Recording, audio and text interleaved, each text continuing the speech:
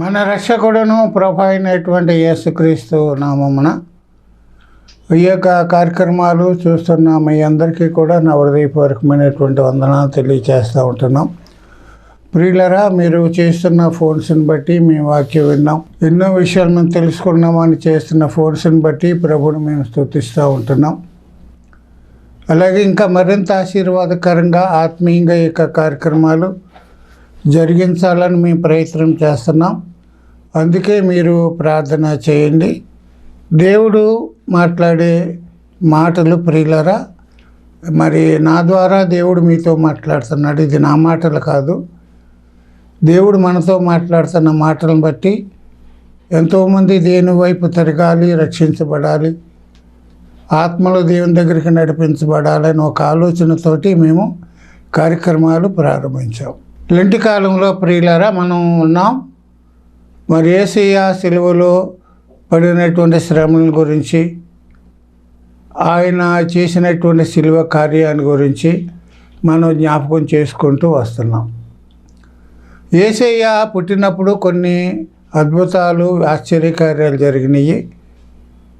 యేసయ్య పుట్టినప్పుడు ఆకాశంలో ఒక వింతైనటువంటి నక్షత్రం పుట్టింది. అలాగే యేసయ్య చనిపోయినప్పుడు కూడా కొన్ని వింతలు, ఆశ్చర్యకార్యాలు జరిగినాయి.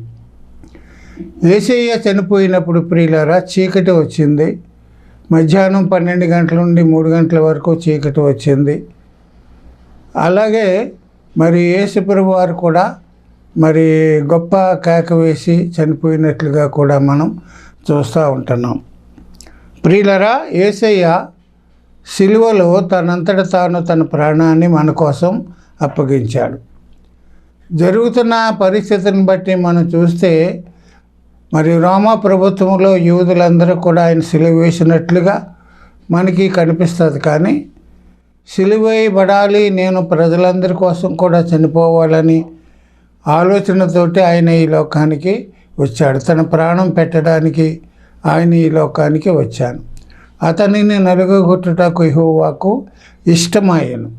దేవుని తండ్రి అయినటువంటి దేవునికి, కుమారుడైనటువంటి దేవునికి ఇద్దరు కూడా ఇష్టపడి సిలువ కార్యాన్ని జరిగించినట్లుగా మనం చూస్తూ ఉంటున్నాం. గమనించిన ప్రియులారా, లూకాసు వార్త 23వ అధ్యాయం 46వ వచనంలో, అప్పుడు యేసు గొప్ప శబ్దముతో కేక వేసి, తండ్రి నీ చేతికి నా ఆత్మను అప్పగించుకున్నానని చెప్పి ప్రాణము విడిచెను. యేసు ప్రభువారు సిలువలో పలికిన 7 మాటల్లో ఇది చివరి మాట. గమనించాలి, యేసు ప్రభువారు 7 మాటలు కూడా మరి ఏ విధంగా పలికారంటే, ఉదయం 9 గంటల నుండి 12 గంటల వరకు కూడా వెలుగు ఉంది. ఆ వెలుగులో ఆయన 3 మాటలు పలికారు. ప్రియులరా, తండ్రి వీరేమి చేస్తున్నారు వీరు తెలియదు, నేడే నీవు నాతో పరదేశంలో ఉంటావు, ఇదిగో నీ కుమారుడు, ఇదిగో నీ తల్లి అని ఈ 3 మాటలు కూడా పగలు వెలుతురు ఉన్నప్పుడు చెప్పారు. బైబిల్ చెప్పేది ఏంటంటే 12 గంటల నుంచి 3 గంటల వరకు కూడా చీకటి ఏర్పడింది. ఆ 12 నుండి 3 గంటల వరకు కూడా మిగిలిన 4 మాటలు కూడా పలికారు. ఆ 4 మాటల్లో చివరి మాట ఏంటంటే, నీ చేతికి నా ఆత్మను అప్పగించుకొనిచున్నాను. ఆయన గొప్ప కేక వేసి మరణించారు. దేవుని యొక్క యేసుప్రభు వారి యొక్క మరణంలో ప్రతి సందర్భాన్ని బట్టి కూడా కొన్ని పాఠాలు మనం నేర్చుకోవాలి. చీకటి ఎందుకు కలిగింది దాన్ని బట్టి ఒక పాఠం మనం నేర్చుకోవాలి. కేక వేసి ప్రాణం విడిచాడు అనే దాన్ని బట్టి మనం కూడా కొన్ని విషయాలు, ఆత్మ సంబంధమైనటువంటి విషయాలు, పాఠాలు మనం నేర్చుకోవాల్సిన వారమై ఉన్నాం. కనుక వాక్యాన్ని మనం చాలా జాగ్రత్తగా అర్థం చేసుకుంటూ చదవాలి. మరి ఆయన ఎందుకు కేక వేశారు అనేది మనం ఆలోచిస్తే ప్రియులరా, మరి ఆ శిలువ వేదన భరించలేక కేకలు వేశాడా, లేకపోతే ఈ శిలువ మరి శిక్ష నుండి నన్ను తప్పించమని కేక వేసి తండ్రి అయిన దేవునికి చెప్పాడా అనేది మనం ఆలోచించాలి. కేక వేయడంలో అర్థం ఏంటి? నేను ఈ వేదన భరించలేకపోతున్నాను తండ్రి, మరి ఈ వేదనను తప్పించమని కేక వేశాడా, బాధ భరించలేక కేక వేశాడా అనేది మనం ఆలోచించాలి. ఈ కేక వేయడానికి కారణాలు మనం గమనిస్తే యేసుప్రభు వారు ప్రియులారా తన పరిచర్య 3.5 సంవత్సరాల కాలంలో ఆయన పరలోక సంబంధమైనటువంటి విషయాలు ప్రజలకు తెలియచేస్తూ అద్భుతాలు చేస్తూ ఆశ్చర్యకార్యాలు చేస్తూ ప్రియులరా రోగులైన వారిని బాగు చేస్తూ కుంటివారికి బాగు చేసి గుడ్డివారికి కన్నులు ఇచ్చి పక్షవాయు వాయువు గల వారిని బాగు చేసి ప్రియులరా చనిపోయిన వారిని సైతం కూడా ఆయన తిరిగి బ్రతికించినటువంటి పరిస్థితులు మనం చూస్తున్నాం. ఈ బోధనలను బట్టి ఆయన బోధనలో మరి పరిచయులు శాస్త్రులను ఖండించాడు, వారు చేసే తప్పిదాలని ఖండించాడు. ఆయన చేసినటువంటి మంచి కార్యాలను బట్టి ప్రజలందరూ కూడా ఆయన్ని వెంబడిస్తున్న విధానాన్ని బట్టి శాస్త్రులకి పరిచయులకి ఆందోళన కలిగి ఏంటి వీళ్ళందరూ కూడా ఆయన వెంట వెళ్ళిపోతున్నారు, మన మతం ఇంకా విడిచిపెట్టేస్తారేమో ఒక ఆలోచన కలిగి ఆయన్ను చంపడానికి ప్రయత్నము చేసినట్లుగా మనం చూస్తూ ఉంటున్నాం. కనుక యేసుప్రభు వారు తన మరణానికి ముందుగానే మనం యెరూషలేము పట్టణానికి వెళ్తున్నాం, మనిషి కుమారుని పట్టుకుంటారు, కొడతారు, బంధిస్తారు, మరి శిక్షిస్తారు, మరి కొరడా దెబ్బలు కొడతారు, మరణిస్తాడు, తిరిగి లేస్తాడని తన యొక్క శ్రమలను గురించి, మరణము గురించి, పునరుద్ధానం గురించి ఆయన శిష్యులతో ముందుగానే చెప్పినట్లుగా మనం వాక్యంలో చూస్తూ ఉంటున్నాం. యేసయ్య కేక వేయకముందు కొన్ని కేకలు మనకి వినపడ్డాయి. ఆ కేకలు ప్రజలు వేసిన కేకలు, వ్యక్తులు వేసిన కేకలు మనం గమనించాలి. మత్తయి సువార్త 21:7-9 యేసుప్రభు వారు ఆఖరుగా యెరూషలేము పట్టణానికి వస్తూ ఉంటున్నప్పుడు దావీదు కుమారునికి జయము, ప్రభు పేరిట వచ్చేవాడు స్తుతింపబడునుగాక, సర్వోన్నతమైన స్థలములో జయమని కేకలు వేయుచుండేది. యెరూషలేము పట్టణానికి ఆయన వస్తూ ఉంటున్నప్పుడు ఆయనకి ఒక ఘనమైనటువంటి స్వాగతం చెప్పారు.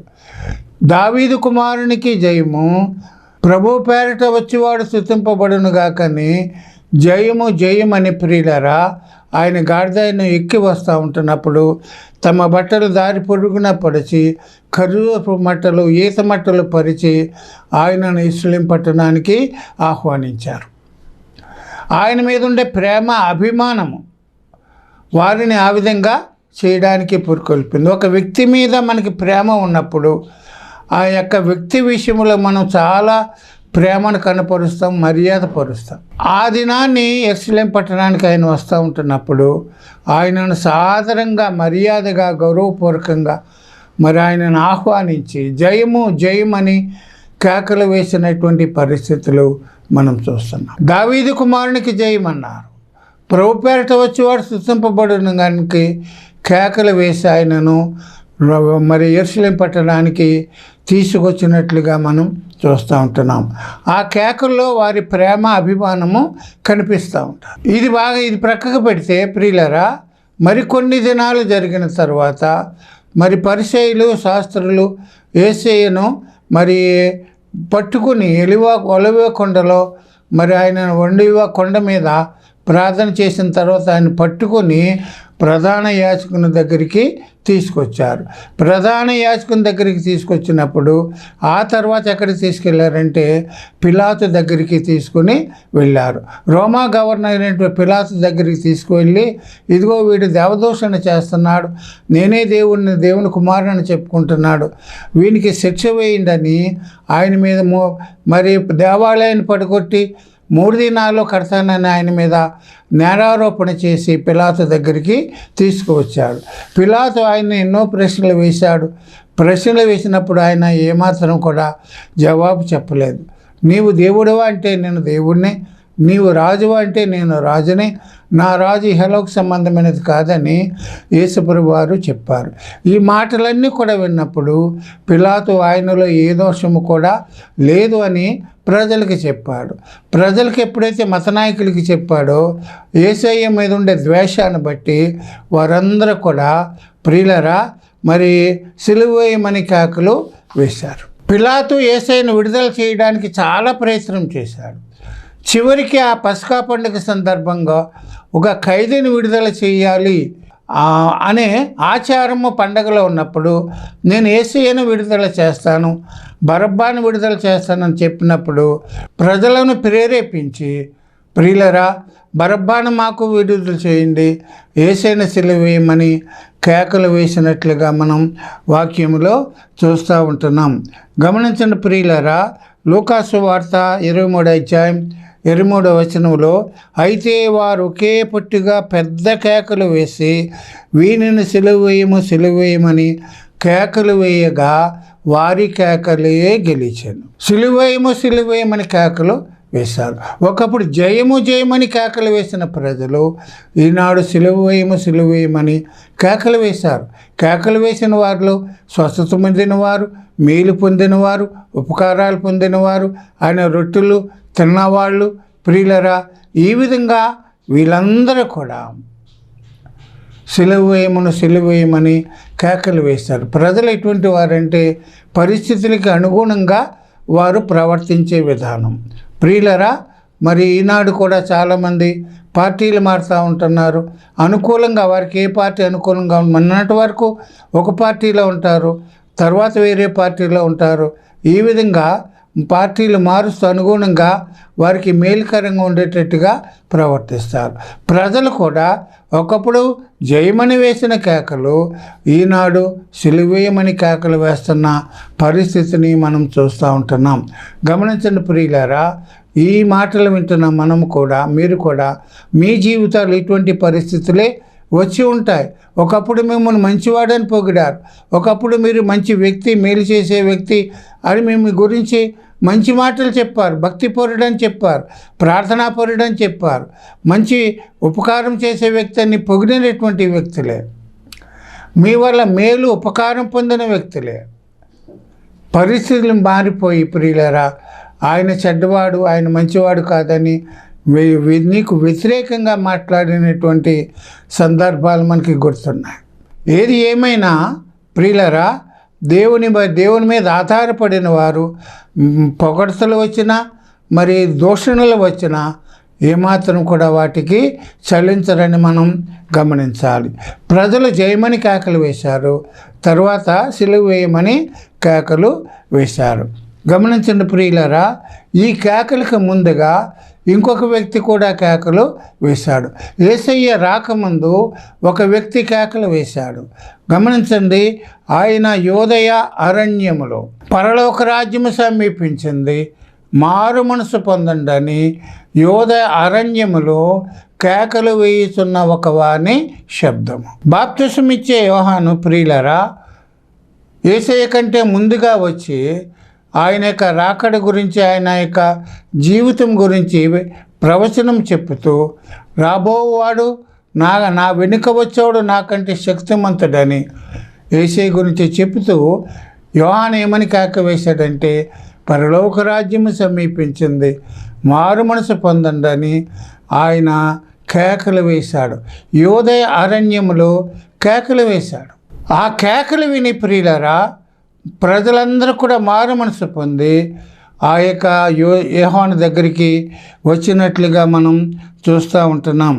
గమనించండి, ఆయన కేక విని ఆయన చెప్పిన సువార్తకు లోబడి పాప క్షమాపణ పొంది మారు మనసు పొంది ప్రజలందరూ కూడా మరి సైనికులు, పరిస సుంకరులు, ప్రజలు అనేక మంది ఆయన దగ్గరికి వచ్చి బాప్తిసం పొందడానికి వచ్చి, అయ్యా మేము మారు మనసు పొందాం, మేమేమి చేయాలి ఇప్పుడు అని యోహాను అడిగినట్లుగా మనం చూస్తూ ఉంటున్నాం.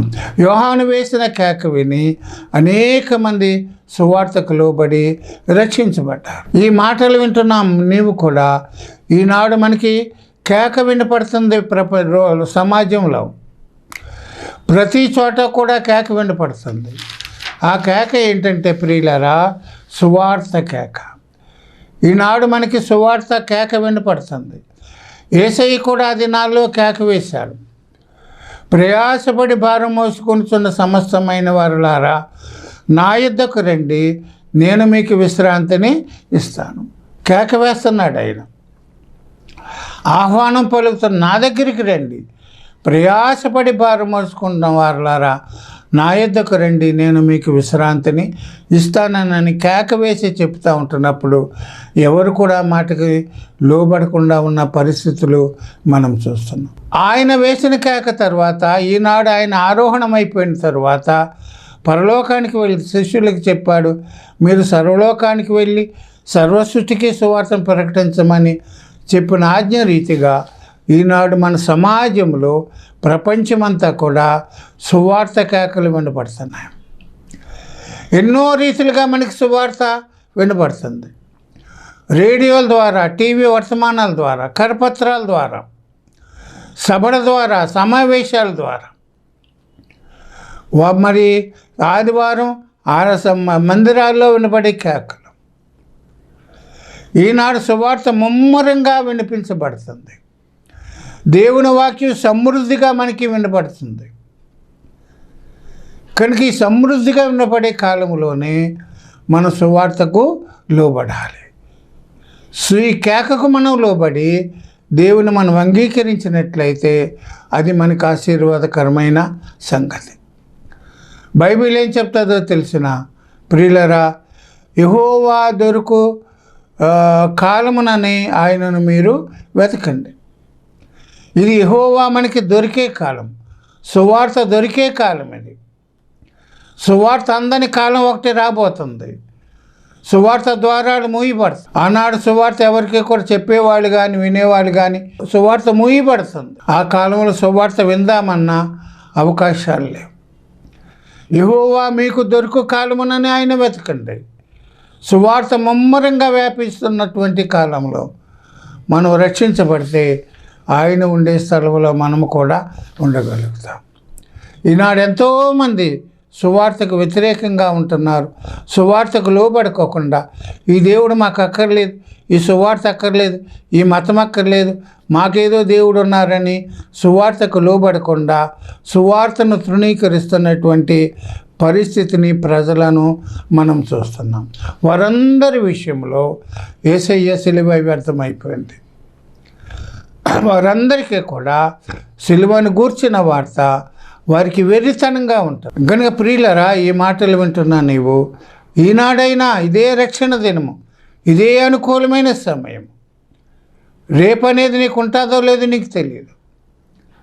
కనుక ఈనాడే నువ్వు రక్షణ పొంది దేవుని నిత్యరాజ్యానికి వారసుడిగా ఉండాలని మీకు మనవి చేస్తున్నాం.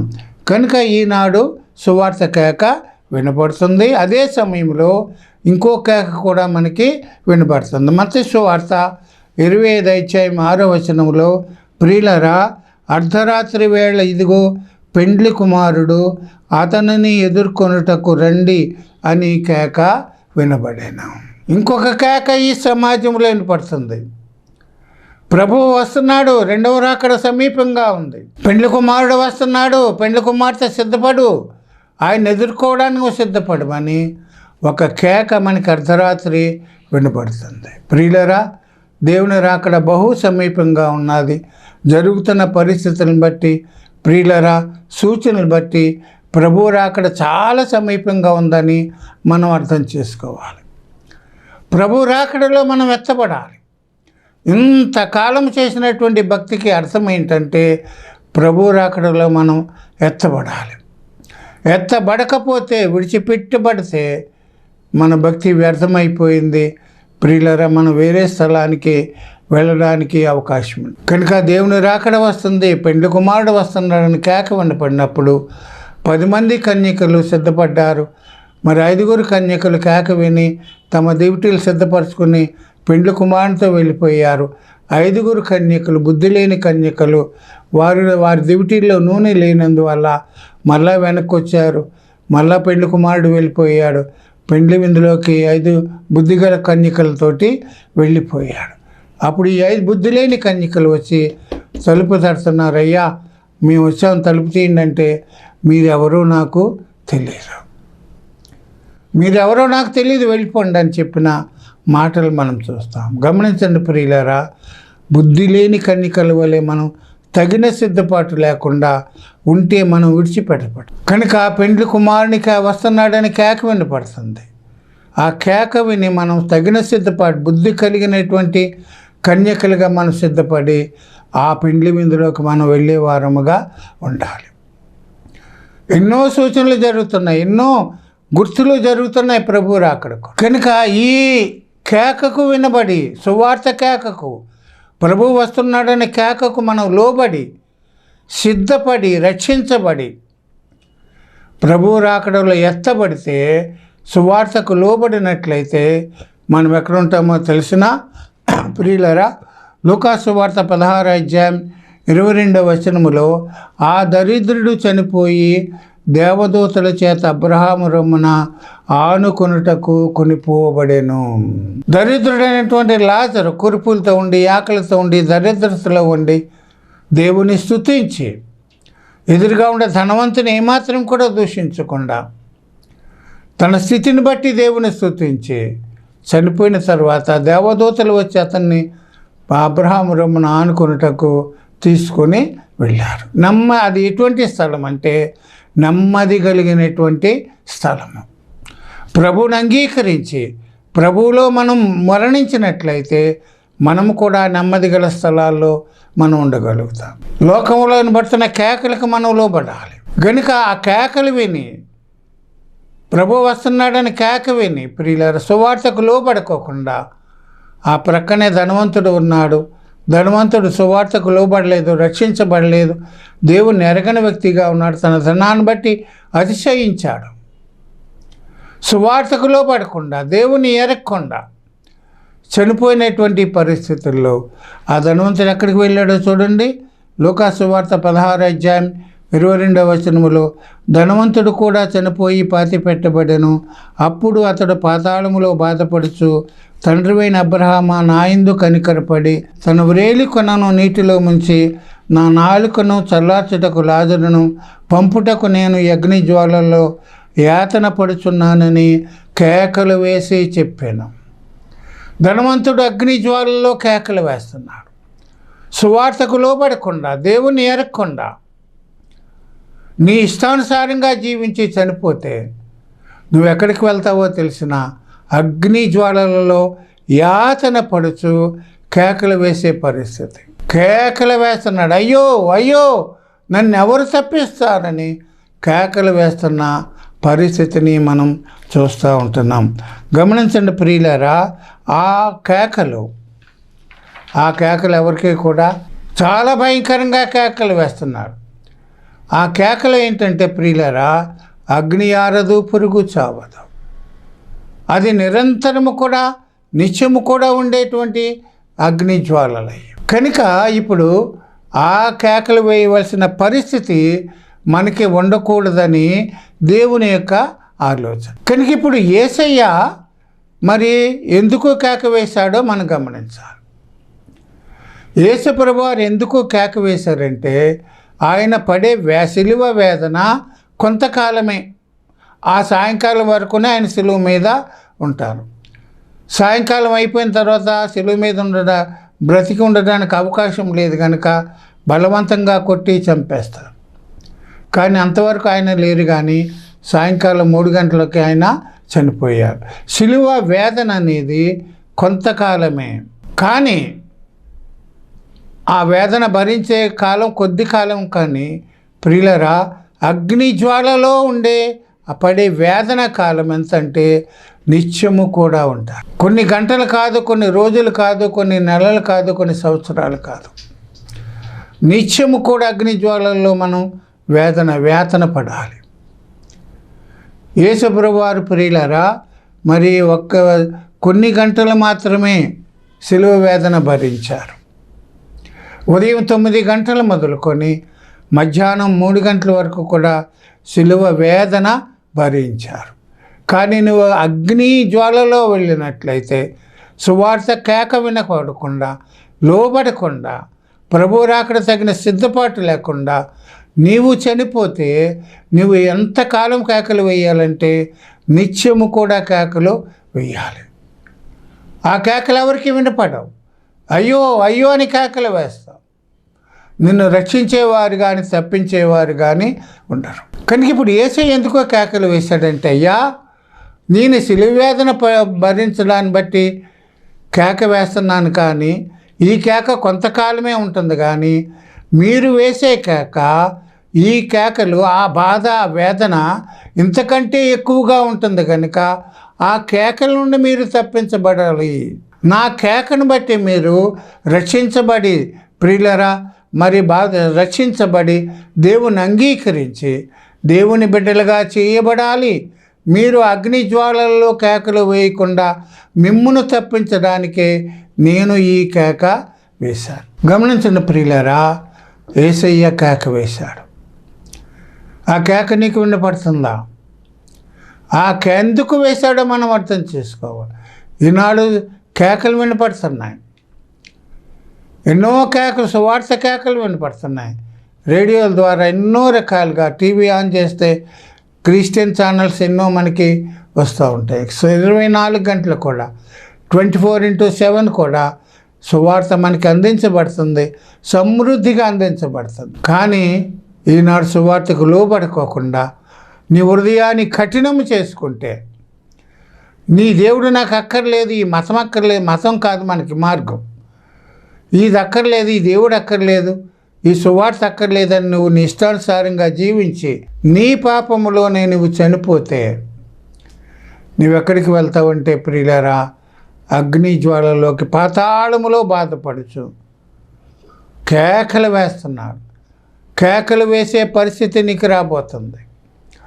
ఆ కేకలు వేసే పరిస్థితి నుండి తప్పించడానికే యేసయ్య ముందుగా కేక వేసి నిన్ను సిద్ధపరుస్తున్నాడు. నువ్వు పాతాళంలోకి వెళ్ళకూడదు, నేను ఆయన ఉండే స్థలములో మనం ఉండాలని ఆయన ఆలోచన కలిగి ముందుగానే మనల్ని సిద్ధపరచడానికి, ఆ అగ్ని జ్వాలను తప్పించడానికి, మనల్ని సిద్ధపరచడానికి ఆయన కేక వేశాడు. అంతేగాని బాధ భరించలేక కానీ, మరి సిలువ నుండి తప్పించమని కానీ ఆయన కేక వేయలేదు. అక్షరార్థంగా మనం కేక చూస్తున్నాం, కానీ ఆత్మీయ కోణంలో ఆ కేకను బట్టి కొన్ని పాఠాలు మనం నేర్చుకోవడానికి ప్రభు కృప చూపించాడు. యేసయ్య వేసినటువంటి కేక ఎందుకు వేశాడంటే, నీవు అగ్ని జ్వాలల్లో కేకలు వేయకుండా నీవు తప్పించబడాలని, నీకు మరి నిన్ను సిద్ధపాటు చేయడానికి, నిన్ను అప్రమత్తం చేయడానికి యేసయ్య కేక వేశాడు. కనుక నీవు నేను అగ్ని జ్వాలల్లో కేకలు వేయకుండా సమయం ఉండగానే, మన ప్రాణం పోకముందే, ప్రభు రాకడ ముందే మనం దేవుని అంగీకరించినట్లయితే మనం ఆయన ఉండే స్థలంలో, లాజరు ఉండే స్థలంలో, నెమ్మది గల స్థలాల్లో మనం కూడా ఉండడానికి ప్రభు కృప చూపిస్తాడు. కనుక ఆ విధంగా ఉండడానికి ప్రయత్నం చేద్దాం. దేవుడు ఈ మాటలు మన కోసం దీవించునుగాక. ప్రార్థన చేద్దాం. జీవము కలిగిన మా పరలోకపు తండ్రి, నమ్మదగిన దేవా, నీకు వందనాలు, స్తోత్రాలు. ఇంతవరకు మాతో మా వివరంగా విస్తారంగా మాట్లాడారు. వెచ్చబడిన వాక్యానికి నీరు కట్టండి, ఫలింప చేయండి.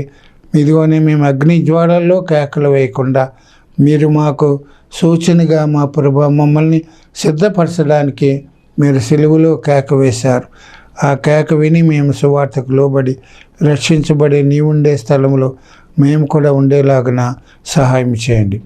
వాక్యం విన్న వారందరినీ మీరు దీవించండి.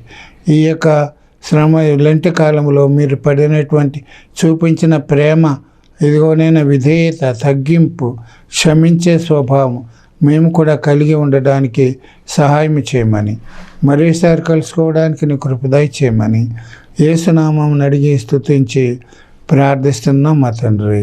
ఆమేన్. మీ అందరికీ నా హృదయపూర్వకమైన వందనాలు.